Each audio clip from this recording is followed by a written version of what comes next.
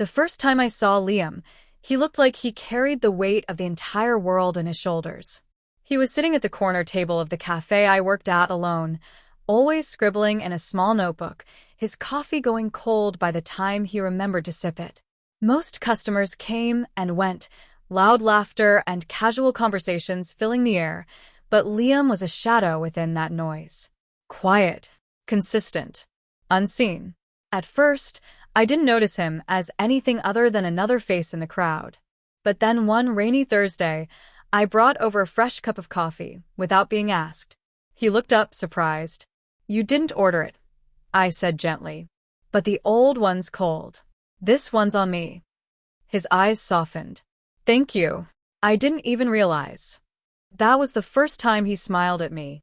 I didn't know his story, not yet. But I knew the look in his eyes, the kind that said I'm doing everything I can just to get through the day. And maybe it was because I'd been there once too, that I started noticing more. The tattered notebook he clutched like a lifeline. The way he sat in silence even as the world spun around him. The same hoodie 3 days in a row. And the eyes, they were always tired. A week later, I found a reason to sit near him during my break. I pretended to be scrolling my phone, but I was watching him from the corner of my eye. Then suddenly, he dropped his pen and rubbed his eyes. Without thinking, I asked, "Writer's block?" He looked startled. "Kind of," he muttered. "More like life block." We both laughed softly. It wasn't a joke, not really. But it was the kind of laugh two people shared when they knew pain without having to explain it. From that day on, I made sure to speak to him whenever I could. A few kind words, a fresh refill, a moment of human warmth. He never gave much in return, not at first. But slowly, the cracks began to show, not in a bad way, but in a way that let the light in. I learned his name 2 weeks in. Liam. He was an aspiring author, or at least he had been. Life hadn't been kind to him lately. He'd lost his father, lost his job, and nearly lost his home. The cafe had become his refuge, and writing was the only thing keeping him from falling completely apart. One quiet morning he said to me, "I used to think I could do everything alone. But some days, I'm not sure anymore." His vulnerability stunned me. I sat down without asking. "You don't have to do it alone," I said.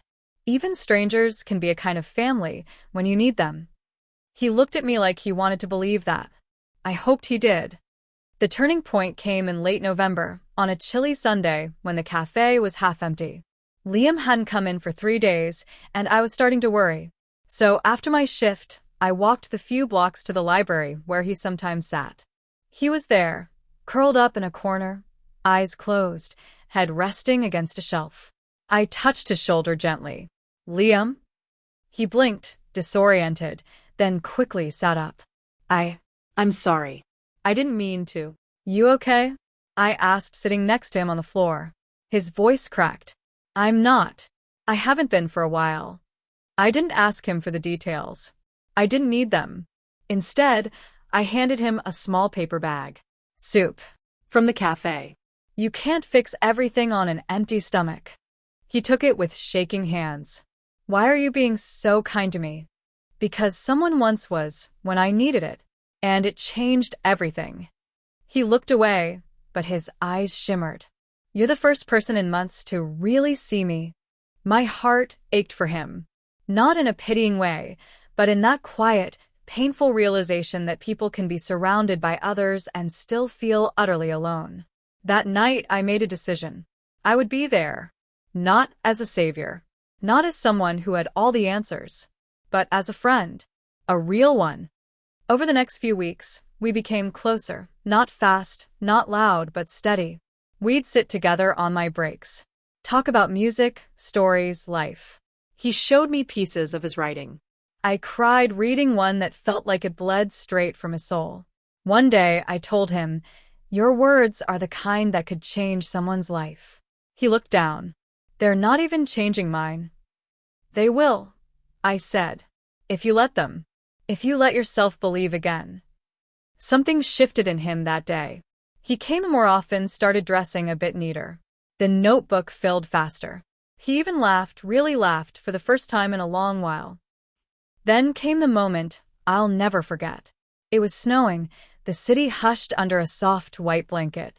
He waited outside the cafe after my shift, holding 2 cups of hot cocoa. I thought maybe I could return the favor, he said, grinning. We walked in silence, sipping the warmth, boots crunching softly on the sidewalk. At the park, we sat on a bench. He reached into his coat and handed me a folded piece of paper. I finished something, he said. A story. About you. About this. Us. Would you read it? I opened it. And as I read, tears stung my eyes. It wasn't just a story. It was our story. The kindness, the coffee, the quiet moments. The words he never said aloud. The hope that had slowly returned to him. And a final line that stole my breath. You didn't just save me. You reminded me I was worth saving. I looked at him, speechless. I didn't know how to say it, he said quietly. But I think I'd care. About you. Deeply. I reached for his hand. I care too. It wasn't some dramatic kiss or sweeping gesture. It was a simple truth shared between 2 broken people who had found something quietly beautiful. Months passed. Liam published his story, an essay that went viral online. He credited a girl with kind eyes and a warm heart who offered me coffee when I didn't know I needed it. He never stopped writing after that. And I never stopped believing in him. Today, we live in a little apartment filled with books, plants, and quiet joy. He still writes. I still make coffee. Some days are hard, but we get through them. Together. Because once, a man was struggling alone. And someone noticed. Someone cared. And that changed everything.